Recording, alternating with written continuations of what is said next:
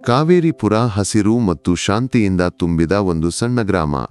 ಅಲ್ಲಿ ಬೆಟ್ಟದ ಇಳಿಜಾರಿನಲ್ಲಿರುವ ಸಣ್ಣ ಮನೆಯಲ್ಲಿ ಅನೂಪ್, ಅವನ ತಂದೆ ರಾಘವನ್ ಮತ್ತು ತಾಯಿ ದೇವಿ ಸಂತೋಷದಿಂದ ಬದುಕುತ್ತಿದ್ದರು. ರಾಘವನ್ 50 ವರ್ಷಕ್ಕೆ ಹತ್ತಿರವಿರುವ ಚೈತನ್ಯದಿಂದ ಕೂಡಿದ ವ್ಯಕ್ತಿಯಾಗಿದ್ದ. ಗ್ರಾಮದ ಎಲ್ಲರಿಗೂ ಪ್ರಿಯವಾದ, ಯಾವ ಕೆಲಸಕ್ಕೂ ಮುಂಚೂಣಿಯಲ್ಲಿರುತ್ತಿದ್ದವನು. ಸಾಮಾನ್ಯ ಕೂಲಿ ಕಾರ್ಮಿಕನಾಗಿದ್ದರೂ ತನ್ನ ಕಠಿಣ ಪರಿಶ್ರಮದಿಂದ ಕುಟುಂಬವನ್ನು ಸಂರಕ್ಷಿಸುವುದರಲ್ಲಿ ಅವನಿಗೆ ಹೆಮ್ಮೆಯಿತ್ತು. ಅನೂಪನನ್ನು ಉತ್ತಮವಾಗಿ ಓದಿಸಬೇಕೆಂಬುದು ಅವನ ದೊಡ್ಡ ಕನಸಾಗಿತ್ತು. ದೇವಿ ರಾಘವನನ ನೆರಳಿನಂತೆ ಜೊತೆಯಾಗಿದ್ದ, ಪ್ರೀತಿಯಿಂದ ಮತ್ತು ತಾಳ್ಮೆಯಿಂದ ಕೂಡಿದ ಗೃಹಿಣಿಯಾಗಿದ್ದಳು.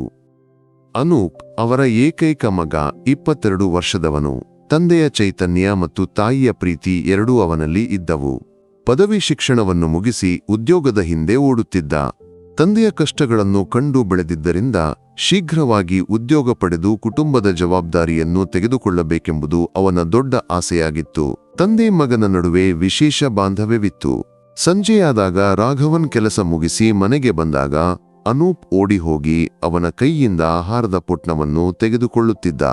ಆನಂತರ ಮನೆಯ ಮುಂಗಡದ ಮಾವಿನ ಮರದ ಕೆಳಗೆ ಕುಳಿತು ಜಗತ್ತಿನ ವಿಷಯಗಳ ಬಗ್ಗೆ ಮಾತನಾಡುತ್ತಿದ್ದರು.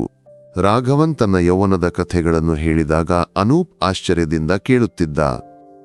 ಅನೂಪ, ಜೀವನದಲ್ಲಿ ಸತ್ಯವಾಗಿರಬೇಕು, ಯಾರನ್ನು ನೋಯಿಸಬಾರದು, ಕಷ್ಟದಲ್ಲಿರುವವರಿಗೆ ಸಹಾಯ ಮಾಡಬೇಕು ಎಂದು ರಾಘವನ್ ಯಾವಾಗಲೂ ಹೇಳುತ್ತಿದ್ದ.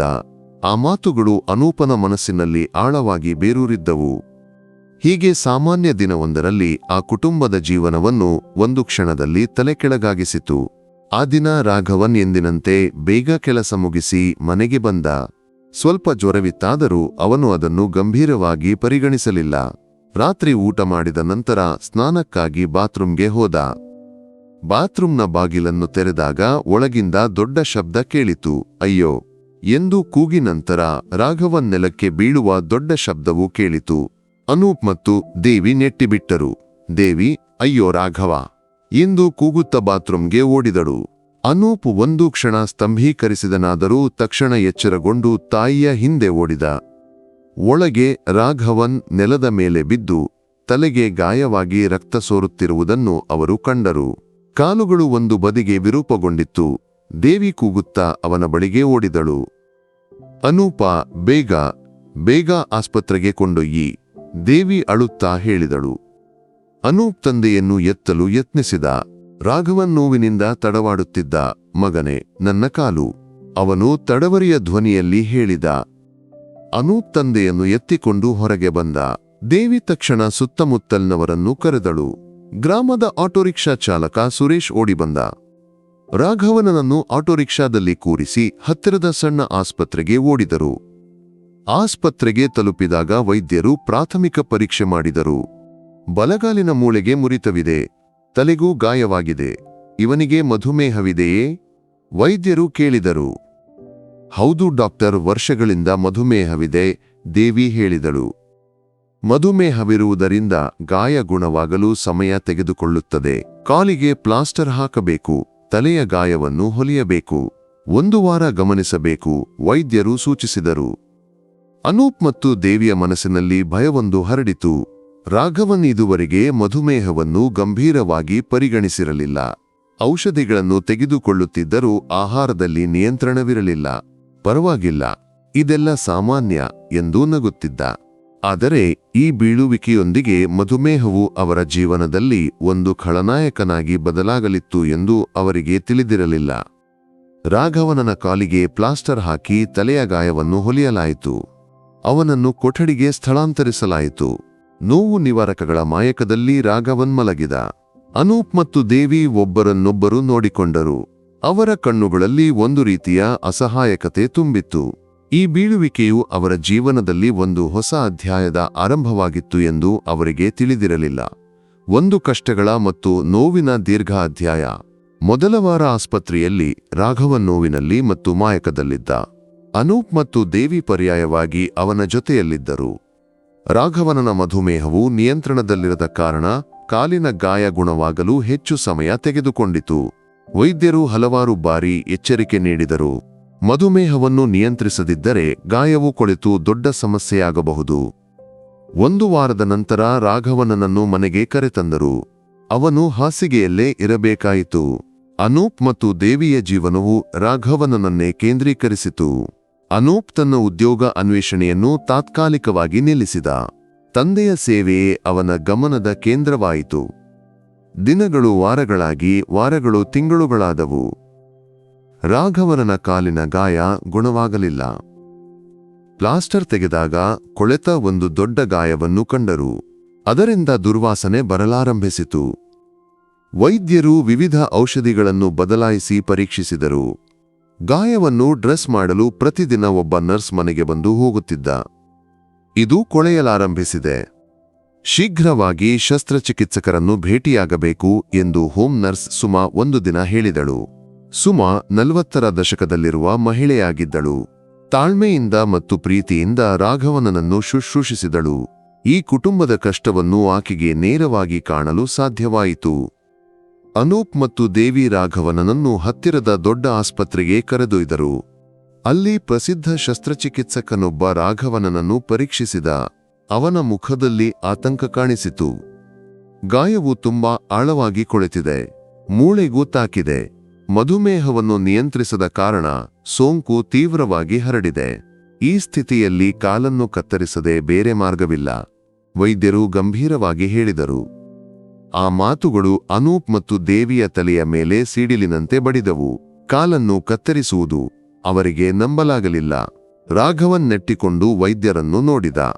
ಡಾಕ್ಟರ್, ನನ್ನ ಕಾಲು. ರಾಘವನ್ ತಡವರಿಯ ಧ್ವನಿಯಲ್ಲಿ ಕೇಳಿದ. ಅವನ ಕಣ್ಣುಗಳು ತುಂಬಿತು. ಬೇರೆ ಮಾರ್ಗವಿಲ್ಲ ರಾಘವನ್ ಸರ್. ಸೋಂಕು ದೇಹದ ಇತರ ಭಾಗಗಳಿಗೆ ಹರಡಿದರೆ ಜೀವಕ್ಕೆ ಅಪಾಯವಾಗಬಹುದು. ಇದು ನಿಮ್ಮ ಜೀವನ ಉಳಿಸಲು ಏಕೈಕ ಮಾರ್ಗ, ವೈದ್ಯರು ಹೇಳಿದರು. ಅನೂಪ್ ತಂದೆಯ ಮುಖವನ್ನು ನೋಡಿದ. ಅವನ ಕಣ್ಣುಗಳಲ್ಲಿ ಕಂಡ ನೋವು ಅನೂಪನ ಹೃದಯವನ್ನು ಒಡ್ಡಿತು. ತಾನು ಕಂಡ ಚೈತನ್ಯದ ತಂದೆಯ ರೂಪವಾಗಿರಲಿಲ್ಲ. ಅಸಹಾಯಕತೆ ಮತ್ತು ಭಯದ ಒಂದು ಪ್ರತಿರೂಪ. ದೇವಿ ಒಡ್ಡಿಕೊಂಡು ಅಳಲಾರಂಭಿಸಿದಳು. ನನ್ನ ರಾಘವ, ಮಗನೇ, ನನಗೆ ಆಗುವುದಿಲ್ಲ. ರಾಘವನ್ ಅನೂಪನ ಕೈಯನ್ನು ಗಟ್ಟಿಯಾಗಿ ಹಿಡಿದ. ಆ ನಿರ್ಧಾರವನ್ನು ತೆಗೆದುಕೊಳ್ಳುವುದು ಅವರ ಜೀವನದಲ್ಲಿ ಅತ್ಯಂತ ನೋವಿನ ಕ್ಷಣವಾಗಿತ್ತು. ಒಬ್ಬ ಮನುಷ್ಯನ ಕಾಲನ್ನು ಕತ್ತರಿಸಲು ಒಪ್ಪಿಗೆ ಕೊಡುವುದು ಎಂತಹ ಭೀಕರ ಕಾರ್ಯ. ಅನೂಪ್ ವೈದ್ಯರನ್ನು ಹಲವಾರು ಬಾರಿ ಕೇಳಿದ. ಡಾಕ್ಟರ್, ಬೇರೆ ಯಾವುದಾದರೂ ಮಾರ್ಗವಿಲ್ಲವೇ? ಇಲ್ಲ ಮಗನೇ, ಈ ಸ್ಥಿತಿಯಲ್ಲಿ ಇದೊಂದೇ ಮಾರ್ಗ, ವೈದ್ಯರು ದೃಢವಾಗಿ ಹೇಳಿದರು. ಕೊನೆಗೆ ಮನಸ್ಸಿಲ್ಲದ ಮನಸ್ಸಿನಿಂದ ಅವರು ಒಪ್ಪಿಗೆ ನೀಡಿದರು. ರಾಘವನನನ್ನು ಆಪರೇಷನ್ ಥಿಯೇಟರ್ಗೆ ಕೊಂಡೊಯ್ಯುವಾಗ ಅನೂಪ್ ಮತ್ತು ದೇವಿಯ ಕಣ್ಣುಗಳು ತುಂಬಿ ಹರಿಯಿತು. ಆಪರೇಷನ್ ಥಿಯೇಟರ್ನ ಬಾಗಿಲಿನ ಹೊರಗೆ ಅವರು ಕಾಯುತ್ತಿದ್ದರು. ಪ್ರತಿ ಕ್ಷಣವೂ ಒಂದು ಯುಗದಂತೆ ಭಾಸವಾಯಿತು. ಅನೂಪನ ಮನಸ್ಸಿನಲ್ಲಿ ತಂದೆಯೊಂದಿಗಿನ ಸಂತೋಷದ ಕ್ಷಣಗಳು ಮಿಂಚಿ ಹೋದವು. ತಂದೆ ಅವನಿಗೆ ಸೈಕಲ್ ಓಡಿಸಲು ಕಲಿಸಿದ್ದು, ನದಿಗೆ ಮೀನು ಹಿಡಿಯಲು ಕರೆದೊಯ್ದಿದ್ದು, ಶಾಲೆಯಿಂದ ಬಂದಾಗ ಮಿಠಾಯಿ ಕೊಡಿಸಿದ್ದು, ಆ ಜ್ಞಾಪಕಗಳು ಅವನ ಹೃದಯದಲ್ಲಿ ಒಂದು ನೋವಾಗಿ ಚುಚ್ಚಿದವು. ನನ್ನ ತಂದೆಯನ್ನು ಹಿಂದಿನಂತೆ ಮಾಡಿಕೊಡು ದೇವರೇ, ಅನೂಪ್ ಮನಸ್ಸಿನಲ್ಲಿ ಪ್ರಾರ್ಥಿಸಿದ. ಗಂಟೆಗಳ ನಂತರ ವೈದ್ಯರು ಹೊರಬಂದರು. ಆಪರೇಷನ್ ಯಶಸ್ವಿಯಾಗಿದೆ. ಸೋಂಕು ಹರಡದಂತೆ ತಡೆಯಲಾಗಿದೆ. ಆದರೆ ಇನ್ಮುಂದೆ ತುಂಬಾ ಎಚ್ಚರಿಕೆಯಿಂದಿರಬೇಕು. ಅನೂಪ್ ಮತ್ತು ದೇವಿಗೆ ಒಂದು ರೀತಿಯ ಆಶ್ವಾಸ ಭಾಸಿತು. ಜೀವ ಉಳಿದಿತಲ್ಲವೇ? ಆದರೆ ರಾಘವನನ ಜೀವನವು ಹಿಂದಿನಂತೆ ಆಗದು ಎಂಬ ಚಿಂತೆ ಅವರನ್ನು ಮತ್ತೆ ದುರ್ಬಲಗೊಳಿಸಿತು. ಆಪರೇಷನ್ನ ನಂತರ ರಾಘವನನನ್ನು ರಿಕವರಿ ಕೊಠಡಿಗೆ ಸ್ಥಳಾಂತರಿಸಲಾಯಿತು. ಚೇತನೆ ಬಂದಾಗ ರಾಘವನ್ ತನ್ನ ಕಾಲುಗಳ ಕಡೆಗೆ ನೋಡಿದ. ಒಂದು ಕಾಲು ಅಲ್ಲಿರಲಿಲ್ಲ. ಆ ವಾಸ್ತವವು ಅವನನ್ನು ತೀವ್ರವಾಗಿ ಕದಡಿತು. ನನ್ನ ಕಾಲು ಎಲ್ಲಿದೆ? ರಾಘವನ್ ಕೂಗಿದ. ಆ ಕೂಗು ಅನೂಪ್ ಮತ್ತು ದೇವಿಯ ಹೃದಯದಲ್ಲಿ ಒಂದು ಗಾಯವನ್ನುಂಟು ಮಾಡಿತು. ಅಪ್ಪ, ಪರವಾಗಿಲ್ಲ. ಜೀವ ಉಳಿಸಲು ಇದು ಬೇಕಿತ್ತು ಎಂದು ಅನೂಪ್ ತಂದೆಯ ಕೈಯನ್ನು ಹಿಡಿದುಕೊಂಡು ಹೇಳಿದ. ಅವನ ಧ್ವನಿ ತಡವರಿತು. ಬದುಕಿದ್ದು ಏನಕ್ಕೆ ಮಗನೇ? ಒಂದು ಕಾಲಿಲ್ಲದೆ ನಾನು ಹೇಗೆ ಬದುಕಲಿ? ನಾನು ನಿಮಗೆ ಭಾರವಾಗಿಲ್ಲವೇ? ರಾಘವನ್ ಅಳುತ್ತ ಕೇಳಿದ. ಅವನ ಕಣ್ಣುಗಳಲ್ಲಿ ಅಸಹಾಯಕತೆ ಮತ್ತು ನಿರಾಸೆ ತುಂಬಿತ್ತು. ಹಾಗೆ ಹೇಳಬೇಡಿ ಅಪ್ಪ, ನೀವು ನಮಗೆ ಭಾರವಲ್ಲ, ನೀವು ನಮ್ಮ ಜೀವನ ಎಂದು ದೇವಿ ರಾಘವನನ ತಲೆಯನ್ನು ತಡವಿಕೊಂಡು ಹೇಳಿದಳು. ಅವರ ಕಣ್ಣುಗಳು ತುಂಬಿ ಹರಿಯಿತು. ರಾಘವನನ ಮಾನಸಿಕ ಸ್ಥಿತಿ ದಿನದಿಂದ ದಿನಕ್ಕೆ ಕೆಡುತ್ತಿತ್ತು. ಒಂದು ಕಾಲಿಲ್ಲದ ಜೀವನವು ಅವನಿಗೆ ಸಹಿಸಲಾಗದಷ್ಟು ಭಾರವಾಯಿತು. ಚೈತನ್ಯದಿಂದ ಕೂಡಿದ್ದ ಒಬ್ಬ ಮನುಷ್ಯ ಇದ್ದಕ್ಕಿದ್ದಂತೆ ಹಾಸಿಗೆಗೆ ಸೀಮಿತನಾದಾಗ ಅವನು ಒಡ್ಡಿಹೋದ. ರಾತ್ರಿಗಳಲ್ಲಿ ಅವನು ನಿದ್ದೆಯಿಲ್ಲದೆ ಕೂಗುತ್ತಿದ್ದ, ನನ್ನನ್ನು ಕೊಂದು ಬಿಡುವಿರಾ? ಈ ನೋವನ್ನು ಸಹಿಸಲು ನನಗೆ ಆಗುವುದಿಲ್ಲ. ಆ ಮಾತುಗಳು ಅನೂಪನ ಹೃದಯದಲ್ಲಿ ಒಂದು ಕಿಡಿಯಂತೆ ಉರಿಯಿತು. ತಾನು ಪ್ರೀತಿಸುವ ತಂದೆಯು ನೋವಿನಿಂದ ತಡವಾಡುವುದನ್ನು ಕಾಣಲು ಅವನಿಗೆ ಸಾಧ್ಯವಾಗಲಿಲ್ಲ. ಆಸ್ಪತ್ರೆಯಿಂದ ಮನೆಗೆ ಮರಳಿದಾಗಲೂ ರಾಘವನನ ಸ್ಥಿತಿಗೆ ಬದಲಾವಣೆಯಿರಲಿಲ್ಲ. ಮನೆಯ 4 ಗೋಡೆಗಳೊಳಗೆ ಅವನು ಹೆಚ್ಚು ಒಂಟಿಯಾದ. ಕಾಲಿಲ್ಲದ ಕಾರಣ ಎದ್ದು ನಡೆಯಲು ಸಾಧ್ಯವಾಗಲಿಲ್ಲ. ಎಲ್ಲ ಕೆಲಸಕ್ಕೂ ಅನೂಪ್ ಮತ್ತು ದೇವಿಯನ್ನೇ ಅವಲಂಬಿಸಬೇಕಾಯಿತು. ಅನೂಪ್ ತನ್ನ ಜೀವನವನ್ನು ಸಂಪೂರ್ಣವಾಗಿ ತಂದೆಗಾಗಿ ಮೀಸಲಿಟ್ಟ. ಬೆಳಿಗ್ಗೆ ಎದ್ದು ತಂದೆಯನ್ನು ಶುಚಿಗೊಳಿಸುವುದು, ಔಷಧಿಗಳನ್ನು ಕೊಡುವುದು, ಆಹಾರ ಕೊಡುವುದು, ಗಾಯವನ್ನು ಡ್ರೆಸ್ ಮಾಡುವುದು, ಇದೇ ಅವನ ದಿನಚರಿಯಾಯಿತು. ರಾತ್ರಿಗಳಲ್ಲಿ ತಂದೆಯ ಕೂಗಾಟವನ್ನು ಕೇಳಿ ಅವನು ನಿದ್ದೆಯಿಲ್ಲದೆ ಕಾಯುತ್ತಿದ್ದ. ತಂದೆಯ ನೋವನ್ನು ಕಡಿಮೆ ಮಾಡಲು ತನಗೆ ಏನೂ ಮಾಡಲಾಗದೆ ಇದೆ ಎಂಬ ಚಿಂತೆ ಅವನನ್ನು ಕಾಡಿತು. ತಂದೆಯ ಗಾಯವು ಗುಣವಾಗಲು ಮತ್ತೆ ಸಮಯ ತೆಗೆದುಕೊಂಡಿತು. ಮಧುಮೇಹದಿಂದ ಸಣ್ಣ ಗಾಯಗಳು ದೊಡ್ಡ ಸಮಸ್ಯೆಯಾಗಿ ಮಾರ್ಪಾಡಾದವು. ವೈದ್ಯರು ಹಲವಾರು ಬಾರಿ ಹೇಳಿದರೂ ಮಧುಮೇಹವನ್ನು ನಿಯಂತ್ರಿಸಬೇಕು, ಇಲ್ಲದಿದ್ದರೆ ಮತ್ತೆ ಸಮಸ್ಯೆಯಾಗಬಹುದು. ಆದರೆ ರಾಘವನನಿಗೆ ಔಷಧಿಗಳ ಆಸಕ್ತಿಯಾಗಲಿ ಆಹಾರದ ಆಸಕ್ತಿಯಾಗಲಿ ಇರಲಿಲ್ಲ.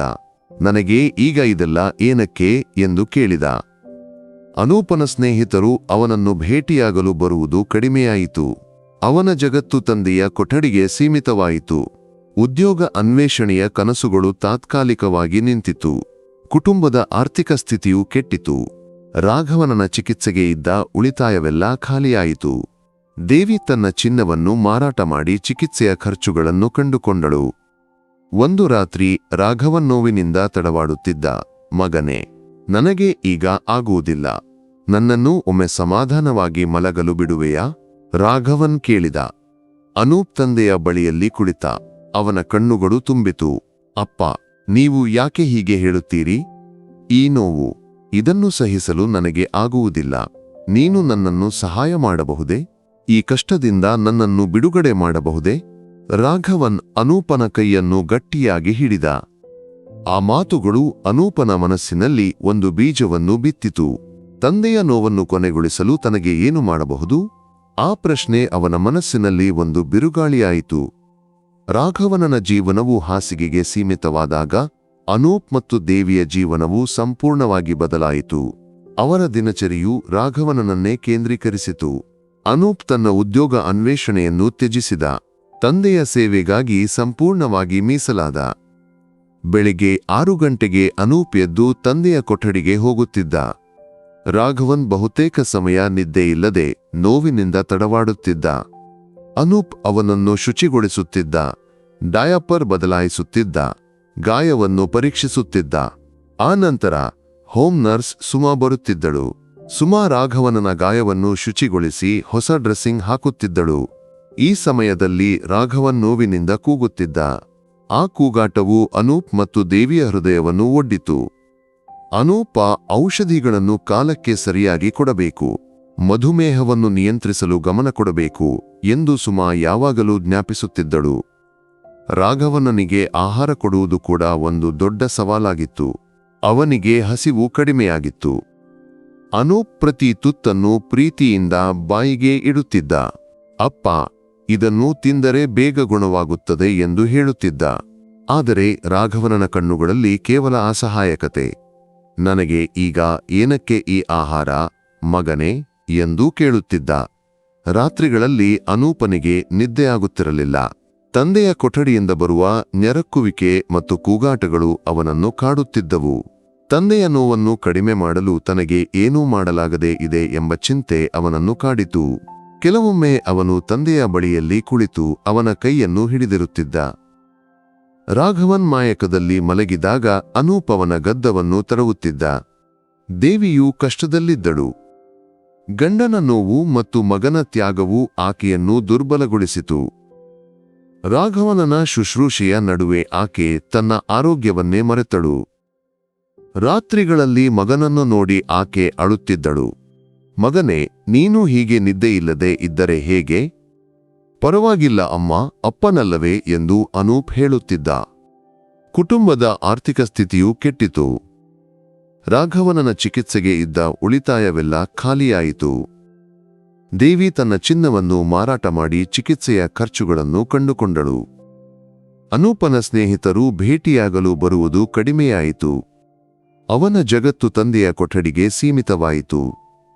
ಹೊರಗಿನ ಜಗತ್ತಿನೊಂದಿಗೆ ಅವನ ಸಂಪರ್ಕ ಕಡಿಮೆಯಾಯಿತು. ಒಂದು ದಿನ ಅವನ ಕಾಲೇಜ್ ಸ್ನೇಹಿತ ವಿಪಿನ್ ಭೇಟಿಯಾಗಲು ಬಂದ.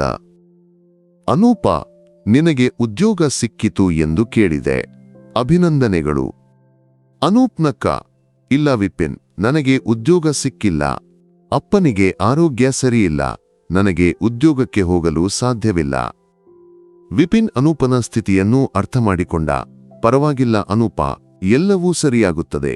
ನಿನಗೆ ಯಾವ ಸಹಾಯ ಬೇಕಾದರೂ ನನಗೆ ಹೇಳಲು ಹಿಂಜರಿಯಬೇಡ. ವಿಪಿನ್ ಹೋದಾಗ ಅನೂಪನಿಗೆ ವಿಷಾದವಾಯಿತು. ತನ್ನ ಕನಸುಗಳೆಲ್ಲ ಹೀಗೆ ಒಡ್ಡಿ ಹೋಗಿವೆಯಲ್ಲ ಎಂದು. ಆದರೆ ತಂದೆಯನ್ನು ಈ ಸ್ಥಿತಿಯಲ್ಲಿ ಬಿಟ್ಟು ಹೋಗಲು ಅವನಿಗೆ ಸಾಧ್ಯವಾಗಲಿಲ್ಲ. ರಾಘವನನ ಆರೋಗ್ಯವು ದಿನದಿಂದ ದಿನಕ್ಕೆ ಕೆಡುತ್ತಿತ್ತು. ಹೊಸ ಗಾಯಗಳು ಉಂಟಾಗದಿದ್ದರೂ ಹಳೆಯ ಗಾಯವು ಗುಣವಾಗದೆ ಕೊಳೆತು ದುರ್ವಾಸನೆಯನ್ನು ಹೊರಸೂಸಲಾರಂಭಿಸಿತು. ರಾಘವನನ ದೇಹವು ಕ್ಷೀಣಿಸಿತು. ಅವನ ಕಣ್ಣುಗಳಲ್ಲಿ ಜೀವನವಿಲ್ಲದ ಒಂದು ಶೂನ್ಯತೆ ತುಂಬಿತ್ತು. ನಾನೊಂದು ಶಲ್ಯವೇ? ರಾಘವನ್ ಕೆಲವೊಮ್ಮೆ ಕೇಳುತ್ತಿದ್ದ. ಆ ಪ್ರಶ್ನೆ ಅನೂಪನ ಹೃದಯದಲ್ಲಿ ಒಂದು ಗಾಯವನ್ನುಂಟು ಮಾಡಿತು. ತಂದೆ ತನಗೆ ಭಾರವಲ್ಲ ಎಂದು ಅವನಿಗೆ ಖಚಿತವಾಗಿತ್ತು. ಆದರೆ ತಂದೆ ಅನುಭವಿಸುವ ನೋವು ಅವನ ಮನಸ್ಸನ್ನು ತೀವ್ರವಾಗಿ ಕದಡಿತು. ಈ ಕಷ್ಟದಿಂದ ತಂದೆಯನ್ನು ಹೇಗೆ ರಕ್ಷಿಸಲಿ? ಆ ಪ್ರಶ್ನೆ ಅವನ ಮನಸ್ಸಿನಲ್ಲಿ ಒಂದು ಅಗ್ನಿಪರ್ವತದಂತೆ ತಿಳಿಯಿತು. ರಾಘವನನ ಜೀವನವು ಹಾಸಿಗೆಗೆ ಸೀಮಿತವಾದಾಗಿನಿಂದ ಹಲವು ತಿಂಗಳುಗಳು ಕಳೆದಿದ್ದವು. ಅವನ ದೇಹವು ಕ್ಷೀಣಿಸಿತು, ಮನಸ್ಸು ಒಡ್ಡಿತು. ಮಧುಮೇಹದಿಂದ ಗಾಯಗಳು ಗುಣವಾಗದಿರುವುದು ಒಂದು ದೊಡ್ಡ ಸವಾಲಾಗಿ ಮುಂದುವರೆಯಿತು. ಅನೂಪ್ ಮತ್ತು ದೇವಿ ರಾತ್ರಿಯೂ ದಿನವೂ ಅವನ ಜೊತೆಯಲ್ಲಿದ್ದರು. ಅವರ ನಿದ್ದೆ ಕಳೆದುಕೊಂಡಿತು, ಆರೋಗ್ಯ ಕ್ಷೀಣಿಸಿತು. ಒಂದು ದಿನ ರಾತ್ರಿ ರಾಘವನ್ ಹಾಸಿಗೆಯಲ್ಲಿ ತಿರುಗಿದಾಗ ಅವನ ಮೊಣಕಾಲು ಹಾಸಿಗೆಯ ತುದಿಗೆ ಒಡ್ಡಿತು. ಒಂದು ಸಣ್ಣ ಗೀರು, ಸಾಮಾನ್ಯವಾಗಿ ಗಮನ ಕೊಡದಂತಹ ಒಂದು ಗಾಯ. ಆದರೆ ಮಧುಮೇಹಿಯಾದ ರಾಘವನನಿಗೆ ಅದು ಒಂದು ದೊಡ್ಡ ವಿಪತ್ತಾಗಿತ್ತು. ಅಯ್ಯೋ, ಗಾಯವಾಯಿತು, ರಾಘವನ್ ನೋವಿನಿಂದ ಹೇಳಿದ. ಅನೂಪ್ ಓಡಿ ಹೋಗಿ ನೋಡಿದ. ಒಂದು ಸಣ್ಣ ಗೀರು. ಅವನು ತಕ್ಷಣ ಗಾಯವನ್ನು ಶುಚಿಗೊಳಿಸಿ ಔಷಧ ಹಾಕಿ ಕಟ್ಟಿದ. ಪರವಾಗಿಲ್ಲ ಅಪ್ಪ, ಇದು ಬೇಗ ಗುಣವಾಗುತ್ತದೆ ಎಂದು ಆಶ್ವಾಸನೆ ನೀಡಿದ. ಆದರೆ ಮಧುಮೇಹವು ಮತ್ತೊಮ್ಮೆ ಖಳನಾಯಕನಾಗಿ ಕಾಣಿಸಿಕೊಂಡಿತು. ಆ ಸಣ್ಣ ಗೀರು ಗುಣವಾಗಲಿಲ್ಲ. ದಿನಗಳು ಕಳೆದಂತೆ ಅದು ದೊಡ್ಡದಾಗಿ ಕೊಳೆಯಲಾರಂಭಿಸಿತು. ರಾಘವನನಿಗೆ ತುರಿಕೆ ಅನುಭವವಾಯಿತು. ಅವನು ತುರಿಯಲು ಯತ್ನಿಸಿದಾಗ ಅನೂಪ್ ತಡೆಯುತ್ತಿದ್ದ. ಅಪ್ಪ, ತುರಿಯಬೇಡಿ, ಗಾಯವು ಕೆಡಬಹುದು ಎಂದು ಅನೂಪ್ ಹೇಳುತ್ತಿದ್ದ. ಆದರೆ ತುರಿಕೆಯನ್ನು ಸಹಿಸಲಾಗದೆ ರಾಘವನ್ ತಡವಾಡಿದ. ನನಗೆ ತುರಿಯಬೇಕು ಮಗನೇ, ಸಹಿಸಲಾಗುವುದಿಲ್ಲ. ಗಾಯವು ಮತ್ತೆ ಕೆಟ್ಟಾಗ ಅನೂಪ್ ಮತ್ತು ದೇವಿ ರಾಘವನನನ್ನು ಮತ್ತೊಮ್ಮೆ ವೈದ್ಯರ ಬಳಿಗೆ ಕರೆದೊಯ್ದರು. ವೈದ್ಯರಿಗೆ ಅಸಹಾಯಕತೆ ಭಾಸಿತು. ಮಧುಮೇಹವನ್ನು ನಿಯಂತ್ರಿಸದಿದ್ದರೆ ಇಂತಹ ಗಾಯಗಳು ಉಂಟಾಗುತ್ತವೆ. ಇದು ದೇಹವನ್ನು ಇನ್ನಷ್ಟು ದುರ್ಬಲಗೊಳಿಸುತ್ತದೆ ಎಂದು ವೈದ್ಯರು ಹೇಳಿದರು. ಗಾಯದಿಂದ ದುರ್ವಾಸನೆ ಬರಲಾರಂಭಿಸಿತು. ರಾಘವನನ ಕೊಠಡಿಗೆ ಯಾರೂ ಬರದಾದರು. ನೆರೆಹೊರೆಯವರು ಮತ್ತು ಸಂಬಂಧಿಕರು ಕ್ರಮೇಣ ಅವರನ್ನು ತಪ್ಪಿಸಿದರು. ಇದು ಅನೂಪ್ ಮತ್ತು ದೇವಿಗೆ ಒಂದು ದೊಡ್ಡ ಒಂಟಿತನವನ್ನು ಒಡ್ಡಿತು. ರಾಘವನನ ನೋವಿನ ತೀವ್ರತೆ ದಿನದಿಂದ ದಿನಕ್ಕೆ ಹೆಚ್ಚಾಯಿತು.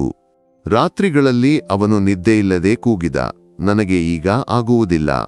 ನನ್ನನ್ನು ಕೊಂದು ಬಿಡುವಿರಾ? ಈ ನೋವನ್ನು ಸಹಿಸಲು ನನಗೆ ಆಗುವುದಿಲ್ಲ. ಅನೂಪ್ ತಂದೆಯ ಬಳಿಯಲ್ಲಿ ಕುಳಿತು ಅವನ ಕೈಯನ್ನು ಹಿಡಿಯುತ್ತಿದ್ದ. ಅವನ ಕಣ್ಣುಗಳು ತುಂಬಿ ಹರಿಯುತ್ತಿದ್ದವು. ತಾನು ಪ್ರೀತಿಸುವ ತಂದೆಯು ಇಂತಹ ನೋವಿನಲ್ಲಿ ಇರುವುದನ್ನು ಕಾಣಲು ಅವನಿಗೆ ಸಾಧ್ಯವಾಗಲಿಲ್ಲ. ತಂದೆಯ ಮಾತುಗಳು ಅವನ ಮನಸ್ಸಿನಲ್ಲಿ ಒಂದು ಭೀಕರ ಚಿಂತನೆಗೆ ಆರಂಭವಾಯಿತು. ತಂದೆಯನ್ನು ಈ ನೋವಿನಿಂದ ರಕ್ಷಿಸಲು ತನಗೆ ಏನು ಮಾಡಬಹುದು? ಒಂದು ರಾತ್ರಿ ರಾಘವನ್ ನೋವಿನಿಂದ ತಡವಾಡುತ್ತಿದ್ದ. ಮಗನೇ, ನನಗೆ ಈಗ ಆಗುವುದಿಲ್ಲ. ನನ್ನನ್ನು ಸಮಾಧಾನವಾಗಿ ಮಲಗಲು ಬಿಡುವೆಯಾ? ರಾಘವನ್ ಮತ್ತೊಮ್ಮೆ ಕೇಳಿದ. ಅನೂಪನ ಕಣ್ಣುಗಳು ತುಂಬಿತು. ಅವನ ಹೃದಯ ಒಡ್ಡಿತು. ತಂದೆಯ ಮುಖದಲ್ಲಿ ನೋವಿನ ಮತ್ತು ಅಸಹಾಯಕತೆಯ ಒಂದು ಭೀಕರ ರೂಪವನ್ನು ಅವನು ಕಂಡ. ಈ ನೋವಿನಿಂದ ತಂದೆಯನ್ನು ರಕ್ಷಿಸಲು ತಾನು ಯಾವ ತ್ಯಾಗವನ್ನಾದರೂ ಮಾಡಲು ಸಿದ್ಧನಾಗಿದ್ದ. ಅವನ ಮನಸ್ಸಿನಲ್ಲಿ ಒಂದು ಭೀಕರ ಚಿಂತನೆ ಮಿಂಚಿಹೋಯಿತು. ತಂದೆಯ ನೋವನ್ನು ಕೊನೆಗೊಳಿಸಲು ಒಂದು ಮಾರ್ಗ. ಅವನು ಅದನ್ನು ಮಾಡಲು ಸಿದ್ಧನಾಗಿದ್ದಾನೆಯೇ? ಆ ಪ್ರಶ್ನೆ ಅವನ ಮನಸ್ಸಿನಲ್ಲಿ ಒಂದು ಬಿರುಗಾಳಿಯಾಯಿತು.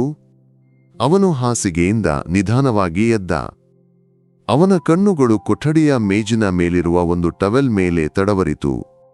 ಕಾವೇರಿಪುರದ ಆ ಮನೆಯಲ್ಲಿ ಆ ರಾತ್ರಿ ಕತ್ತಲು ಕವಿದಿತ್ತು. ಹೊರಗೆ ಸ್ವಲ್ಪ ಚಂದ್ರನ ಬೆಳಕಿದ್ದರೂ ರಾಘವನನ ಕೊಠಡಿಯಲ್ಲಿ ನೋವಿನ ಮತ್ತು ನಿರಾಸೆಯ ಕತ್ತಲು ತುಂಬಿತ್ತು. ರಾಘವನ್ ಹಾಸಿಗೆಯಲ್ಲಿ ಕಿಡಿಯುತ್ತಿದ್ದ. ಅವನ ನೆರಕುವಿಕೆ ಮತ್ತು ಕೂಗಾಟಗಳು ಕೊಠಡಿಯಲ್ಲಿ ಮೊನಚಾದವು. ಅನೂಪ್ ತಂದೆಯ ಬಳಿಯಲ್ಲಿ ಕುಳಿತು ಅವನ ಕೈಯನ್ನು ಹಿಡಿದಿದ್ದ. ಅವನ ಕಣ್ಣುಗಳು ನಿದ್ದೆಯಿಲ್ಲದಿರುವಿಕೆ ಮತ್ತು ಕಷ್ಟದಿಂದ ಕೆಂಪಗಾದವು. ಮಗನೇ, ನನಗೆ ಈಗ ಆಗುವುದಿಲ್ಲ. ಈ ನೋವನ್ನು ಸಹಿಸಲು ನನಗೆ ಆಗುವುದಿಲ್ಲ, ರಾಘವನ್ ತಡವರಿಯ ಧ್ವನಿಯಲ್ಲಿ ಹೇಳಿದ. ಅವನ ಕಣ್ಣುಗಳಿಂದ ಕಣ್ಣೀರು ಧಾರಾಕಾರವಾಗಿ ಹರಿಯಿತು. ನನ್ನನ್ನು ಸಮಾಧಾನವಾಗಿ ಮಲಗಲು ಬಿಡುವೆಯಾ? ಈ ನರಕದಿಂದ ನನ್ನನ್ನು ಬಿಡುಗಡೆ ಮಾಡುವೆಯಾ? ಆ ಮಾತುಗಳು ಅನೂಪನ ಹೃದಯದಲ್ಲಿ ಒಂದು ಕಿಡಿಯಂತೆ ಉರಿಯಿತು. ತಾನು ಪ್ರೀತಿಸುವ ತಂದೆಯೂ ಇಂತಹ ನೋವಿನಲ್ಲಿ ಇರುವುದನ್ನು ಕಾಣಲು ಅವನಿಗೆ ಸಾಧ್ಯವಾಗಲಿಲ್ಲ. ಒಂದು ಕ್ಷಣದಲ್ಲಿ ತಂದೆಯೊಂದಿಗಿನ ಸಂತೋಷದ ಕ್ಷಣಗಳು ಅವನ ಮನಸ್ಸಿನಲ್ಲಿ ಮಿಂಚಿಹೋದವು. ತಂದೆ ಅವನಿಗೆ ಸೈಕಲ್ ಓಡಿಸಲು ಕಲಿಸಿದ್ದು, ನದಿಗೆ ಮೀನು ಹಿಡಿಯಲು ಕರೆದೊಯ್ದಿದ್ದು, ಶಾಲೆಯಿಂದ ಬಂದಾಗ ಮಿಠಾಯಿ ಕೊಡಿಸಿದ್ದು. ಆ ಜ್ಞಾಪಕಗಳು ಅವನ ಹೃದಯದಲ್ಲಿ ಒಂದು ನೋವಾಗಿ ಚುಚ್ಚಿದವು. ಅಪ್ಪ, ನೀವು ಯಾಕೆ ಹೀಗೆ ಹೇಳುತ್ತೀರಿ ಎಂದು ಅನೂಪ್ ಕೇಳಿದ. ಅವನ ಧ್ವನಿ ತಡವರಿತು. ನನಗೆ ಈಗ ಆಗುವುದಿಲ್ಲ. ನಾನು ನಿಮಗೆ ಭಾರವಾಗಿಲ್ಲವೇ? ನನ್ನನ್ನು ಕೊಂದು ಬಿಡುವೆಯಾ? ನನಗೆ ಸಮಾಧಾನವಾಗಿ ಸಾಯಬೇಕು, ರಾಘವನ್ ಯಾಚಿಸಿದ. ಅನೂಪನ ಮನಸ್ಸಿನಲ್ಲಿ ಒಂದು ಭೀಕರ ಚಿಂತನೆ ಮಿಂಚಿಹೋಯಿತು. ತಂದೆಯ ನೋವನ್ನು ಕೊನೆಗೊಳಿಸಲು ಒಂದು ಮಾರ್ಗ. ಅವನು ಅದನ್ನು ಮಾಡಲು ಸಿದ್ಧನಾಗಿದ್ದಾನೆಯೇ? ಆ ಪ್ರಶ್ನೆ ಅವನ ಮನಸ್ಸಿನಲ್ಲಿ ಒಂದು ಬಿರುಗಾಳಿಯಾಯಿತು. ಅವನು ಹಾಸಿಗೆಯಿಂದ ನಿಧಾನವಾಗಿ ಎದ್ದ. ಅವನ ಕಣ್ಣುಗಳು ಕೊಠಡಿಯ ಮೇಜಿನ ಮೇಲಿರುವ ಒಂದು ಟವೆಲ್ ಮೇಲೆ ತಡವರಿತು. ಅವನು ನಿಧಾನವಾಗಿ ಆ ಟವೆಲ್ನು ಕೈಗೆ ತೆಗೆದುಕೊಂಡ. ಅವನ ಕೈಗಳು ನಡಗಿದವು. ಹೃದಯವು ತೀವ್ರವಾಗಿ ಬಡಿಯಿತು. ಇದು ತಾನು ಮಾಡಲಿರುವ ದೊಡ್ಡ ಕೆಲಸವೇ ಅಥವಾ ದೊಡ್ಡ ತಪ್ಪೇ? ಅವನ ಮನಸ್ಸು ಅವನನ್ನು ಹಲವಾರು ಪ್ರಶ್ನೆಗಳನ್ನು ಕೇಳಿತು. ತಂದೆಯ ಮೇಲಿನ ಪ್ರೀತಿ, ಅವನ ನೋವು, ತನ್ನ ಅಸಹಾಯಕತೆ. ಈ ಚಿಂತನೆಗಳು ಅವನ ಮನಸ್ಸಿನಲ್ಲಿ ಒಂದು ಯುದ್ಧವನ್ನು ಸೃಷ್ಟಿಸಿದವು. ಅಪ್ಪ ಎಂದು ಅನೂಪ್ ತಡವರಿಯ ಧ್ವನಿಯಲ್ಲಿ ಕರೆದ. ರಾಘವನ್ ಕಣ್ಣುಗಳನ್ನು ತೆರೆದ. ಅವನ ಕಣ್ಣುಗಳಲ್ಲಿ ಒಂದು ರೀತಿಯ ಆಶಾಭಾವನೆ ಮತ್ತು ಭಯ ಒಟ್ಟಿಗೆ ಇದ್ದವು.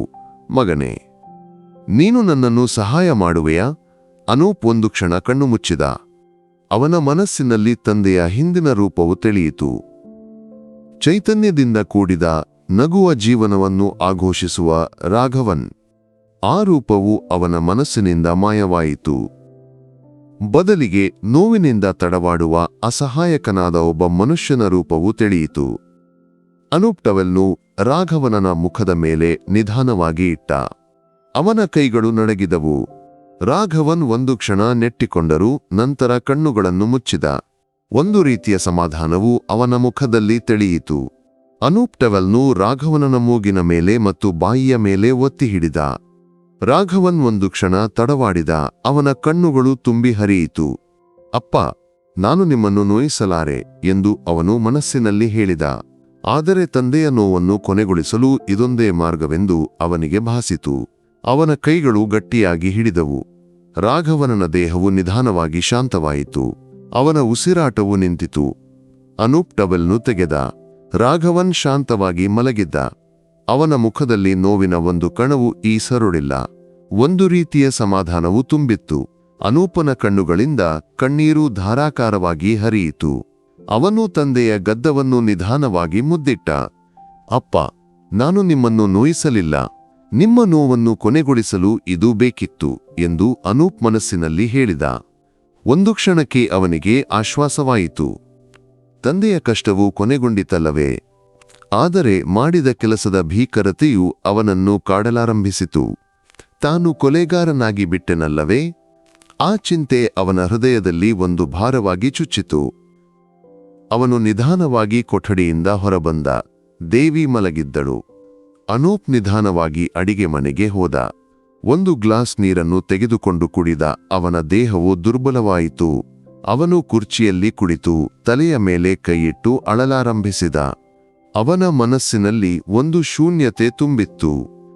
ಮುಂದಿನ ಬೆಳಗಿನ ಆರಂಭವು ಅವನ ಜೀವನದಲ್ಲಿ ಒಂದು ಹೊಸ ಅಧ್ಯಾಯವನ್ನು ಬರೆಯಿತು ಎಂದು ಅವನಿಗೆ ತಿಳಿದಿರಲಿಲ್ಲ. ಕಾನೂನಿನ ಕೈಗೆ ಸಿಕ್ಕಿ ಹಾಕಿಕೊಳ್ಳುವ ಒಂದು ಅಧ್ಯಾಯ. ಆ ಕತ್ತಲ ರಾತ್ರಿಯ ನಂತರ ಕಾವೇರಿಪುರದ ಆ ಮನೆಯಲ್ಲಿ ಒಂದು ಶೂನ್ಯತೆ ತುಂಬಿತ್ತು. ಬೆಳಗಿನ ಸೂರ್ಯನು ನಿಧಾನವಾಗಿ ಉದಯಿಸಿದರೂ ಅನೂಪನ ಮನಸ್ಸಿನಲ್ಲಿ ಕೇವಲ ಕತ್ತಲು. ಅವನು ಅಡಿಗೆ ಮನೆಯ ಕುರ್ಚಿಯಲ್ಲಿ ಕುಳಿತು ತಲೆಯ ಮೇಲೆ ಕೈಯಿಟ್ಟು ಅಳುತ್ತಿದ್ದ. ತಂದೆಯ ಶಾಂತವಾದ ಮುಖವು ಅವನ ಮನಸ್ಸಿನಲ್ಲಿ ತಿಳಿಯಿತು. ಕಷ್ಟವೂ ಕೊನೆಗೊಂಡಿತು ಎಂಬ ಆಶ್ವಾಸ. ಆದರೆ ಅದೇ ಸಮಯದಲ್ಲಿ ಮಾಡಿದ ಕೆಲಸದ ಭೀಕರತೆಯು ಅವನನ್ನು ಕಾಡಿತು. ನೇರವಾಗಿ ಬೆಳಗಾಯಿತು. ಹೋಮ್ ನರ್ಸ್ ಸುಮಾ ರಾಘವನ್ ಅವರನ್ನು ಶುಶ್ರೂಷೆ ಮಾಡಲು ಎಂದಿನಂತೆ ಮನೆಗೆ ಆಗಮಿಸಿದಳು. ಈ ಕುಟುಂಬದೊಂದಿಗೆ ಅವಳಿಗೆ ಒಳ್ಳೆಯ ಸಂಬಂಧವಿತ್ತು. ರಾಘವನ್ ಅವರ ನೋವು, ಅನೂಪ್ ಮತ್ತು ದೇವಿಯವರ ಕಷ್ಟಗಳು ಅವಳಿಗೆ ನೇರವಾಗಿ ತಿಳಿದಿತ್ತು. ಸುಮಾ ಬಾಗಿಲನ್ನು ತೆರೆದು ಒಳಗೆ ಪ್ರವೇಶಿಸಿದಳು. ಅನೂಪ್ ಅಡಿಗೆಯಲ್ಲಿ ಕುಳಿತಿರುವುದನ್ನು ಕಂಡಾಗ ಅವಳಿಗೆ ಆಶ್ಚರ್ಯವಾಯಿತು. ಅನೂಪ್, ಏನೂ ಇಲ್ಲಿ ಕುಳಿತಿರುವೆ? ರಾಘವನ್ ಸರ್ಗೆ ಒಳ್ಳೆಯದಾಗಿದೆಯೇ? ಸುಮಾ ಕೇಳಿದಳು. ಅನೂಪ್ ತಲೆ ಎತ್ತಿ ನೋಡಿದ. ಅವನ ಕಣ್ಣುಗಳು ಕೆಂಪಾಗಿ ಕಲಕಿತ್ತು. ಅವನ ಮುಖದಲ್ಲಿ ಒಂದು ರೀತಿಯ ಭಯಾನಕತೆ ಕಾಣುತ್ತಿತ್ತು. ಸುಮಾಗೆ ಏನೋ ತಪ್ಪಾಗಿದೆ ಎಂದು ಭಾಸವಾಯಿತು. ಅನೂಪ್, ಏನಾಯಿತು? ರಾಘವನ್ ಸರ್ಗೆ ಏನಾಯಿತು? ಸುಮಾ ಮತ್ತೆ ಕೇಳಿದಳು. ಅನೂಪ್ ನಿಧಾನವಾಗಿ ಎದ್ದು ನಿಂತ. ಅವನ ಧ್ವನಿ ತಡವರಿತು. ಸುಮಾ ಅಕ್ಕ, ಅಪ್ಪ ಹೋಗಿಬಿಟ್ಟರು. ಸುಮಾ ದಿಗ್ಭ್ರಮೆಗೊಂಡಳು. ಏನು, ಯಾವಾಗ, ಹೇಗೆ? ರಾತ್ರಿ ನೋವನ್ನು ಸಹಿಸಲಾಗದೆ ಅನೂಪ್ ಮಾತುಗಳನ್ನು ಪೂರ್ಣಗೊಳಿಸದೆ ನಿಂತ. ಅವನ ಕಣ್ಣುಗಳು ಕಣ್ಣೀರಿನಿಂದ ತುಂಬಿಕೊಂಡವು. ಸುಮಾ ತಕ್ಷಣ ರಾಘವನ್ ಅವರ ಕೋಣೆಗೆ ಓಡಿದಳು. ಹಾಸಿಗೆಯಲ್ಲಿ ಶಾಂತವಾಗಿ ಮಲಗಿರುವ ರಾಘವನ್ ಅವರನ್ನು ಅವಳು ಕಂಡಳು. ಅವರ ಮುಖದಲ್ಲಿ ಒಂದು ರೀತಿಯ ಶಾಂತಿ ಕಾಣುತ್ತಿತ್ತು. ಸುಮಾ ರಾಘವನ್ ಅವರ ಕೈಯನ್ನು ಮುಟ್ಟಿ ನೋಡಿದಳು. ತಣ್ಣಗಿರುವ ಶರೀರ. ಅವಳಿಗೆ ವಿಷಯ ತಿಳಿಯಿತು. ಸುಮಾಳ ಮನಸ್ಸಿನಲ್ಲಿ ಒಂದು ಯುದ್ಧ ನಡೆಯಿತು. ರಾಘವನ್ ಅವರ ನೋವು ಅವಳಿಗೆ ನೇರವಾಗಿ ತಿಳಿದಿತ್ತು. ಅನೂಪ್ನ ತ್ಯಾಗವನ್ನು ಅವಳು ಕಂಡಿದ್ದಳು. ಆದರೆ ಇದು ಒಂದು ಕೊಲೆ. ಕಾನೂನಿನ ಪ್ರಕಾರ ಇದು ತಪ್ಪು. ಅವಳ ಮನಸ್ಸು ಅವಳನ್ನು ಹಲವಾರು ಪ್ರಶ್ನೆಗಳನ್ನು ಕೇಳಿತು. ಸುಮಾ ನಿಧಾನವಾಗಿ ಕೋಣೆಯಿಂದ ಹೊರಬಂದಳು. ದೇವಿ ಎದ್ದು ಹಾಲ್ಗೆ ಬಂದಿದ್ದಳು. ಸುಮಾ, ರಾಘವನ್ಗೆ ಎಷ್ಟು ಒಳ್ಳೆಯದಾಗಿದೆ? ದೇವಿ ಕೇಳಿದಳು. ಸುಮಾಗೆ ಏನು ಹೇಳಬೇಕೆಂದು ತಿಳಿಯದೆ ನಿಂತಳು. ಅನೂಪ್ ದೇವಿಯ ಬಳಿಗೆ ಹೋದ. ಅಮ್ಮ, ಅಪ್ಪ ಹೋಗಿಬಿಟ್ಟರು. ದೇವಿ ದಿಗ್ಭ್ರಮೆಗೊಂಡಳು. ಅವರ ಕೈಯಿಂದ ಚಹಾ ಕಪ್ ಕೆಳಗೆ ಬಿದ್ದು ಚಿತ್ರವಿಚಿತ್ರವಾಯಿತು. ಏನು? ನನ್ನ ರಾಘವನ್? ದೇವಿ ಕೂಗಿಕೊಂಡು ರಾಘವನ್ ಅವರ ಕೋಣೆಗೆ ಓಡಿದಳು. ಸುಮಾ ಒಂದು ಕ್ಷಣ ಯೋಚಿಸಿದಳು. ತಾನು ಏನು ಮಾಡಬೇಕು? ಕಾನೂನನ್ನು ಪಾಲಿಸಬೇಕೇ ಅಥವಾ ಈ ಕುಟುಂಬದ ನೋವನ್ನು ಅರ್ಥಮಾಡಿಕೊಂಡು ಮೌನವಾಗಿರಬೇಕೇ? ಒಬ್ಬ ನರ್ಸ್ ಆಗಿ ಅವಳಿಗೆ ಕಾನೂನಿನ ಜವಾಬ್ದಾರಿ ಇತ್ತು. ಈ ವಿಷಯವನ್ನು ಪೊಲೀಸರಿಗೆ ತಿಳಿಸಬೇಕಾದ ಕರ್ತವ್ಯವಿತ್ತು. ಸುಮಾ ತನ್ನ ಮೊಬೈಲ್ ಫೋನ್ ತೆಗೆದುಕೊಂಡಳು. ಕಂಪಿಸುವ ಕೈಗಳಿಂದ ಅವಳು ಪೊಲೀಸ್ ಸ್ಟೇಷನ್ಗೆ ಕರೆ ಮಾಡಿದಳು. ಹಲೋ, ಕಾವೇರಿಪುರದಿಂದ ಕರೆ ಮಾಡುತ್ತಿದ್ದೇನೆ. ಇಲ್ಲಿ ಒಂದು ಸಾವು ಸಂಭವಿಸಿದೆ. ಸಂಶಯಾಸ್ಪದ ಸನ್ನಿವೇಶದಲ್ಲಿ ಪೊಲೀಸರು ತಕ್ಷಣ ಸ್ಥಳಕ್ಕೆ ತೆರಳಿದರು. ಸುಮಾಳ ಮನಸ್ಸಿನಲ್ಲಿ ಒಂದು ರೀತಿಯ ತಪ್ಪಿತಸ್ಥ ಭಾವನೆ ಉಂಟಾಯಿತು. ತಾನು ಮಾಡಿದ್ದು ಸರಿಯೇ? ಅನೂಪ್ನ ಮುಖವು ಅವಳ ಮನಸ್ಸಿನಲ್ಲಿ ಮೂಡಿಬಂದಿತು. ಆ ಹುಡುಗ ತನ್ನ ತಂದೆಯ ಮೇಲಿನ ಪ್ರೀತಿಯಿಂದ ಮಾಡಿದ್ದಲ್ಲವೇ? ಪೊಲೀಸ್ ಜೀಪ್ ಮನೆಯ ಮುಂಗೋಡಿಯಲ್ಲಿ ಬಂದು ನಿಂತಿತು. ಗ್ರಾಮದ ಜನರು ನಿಧಾನವಾಗಿ ಮನೆಯ ಮುಂಗೋಡಿಯಲ್ಲಿ ಜಮಾಯಿಸಿದರು. ಪಂಚಾಯತ್ ಅಧ್ಯಕ್ಷ ರವೀಂದ್ರನ್ ಮಾಸ್ಟರ್ ನೆರೆಹೊರೆಯವರು ಎಲ್ಲರೂ ಕುತೂಹಲದಿಂದ ನೋಡುತ್ತಿದ್ದರು. ಪೊಲೀಸ್ ಇನ್ಸ್ಪೆಕ್ಟರ್ ರಾಜೇಶ್ ಕುಮಾರ್ ಮತ್ತು ಅವರ ತಂಡ ಮನೆಯ ಒಳಗೆ ಪ್ರವೇಶಿಸಿತು. ಅನೂಪ್ ಹಾಲ್ನಲ್ಲಿ ತಲೆ ತಗ್ಗಿಸಿ ಕುಳಿತಿದ್ದ.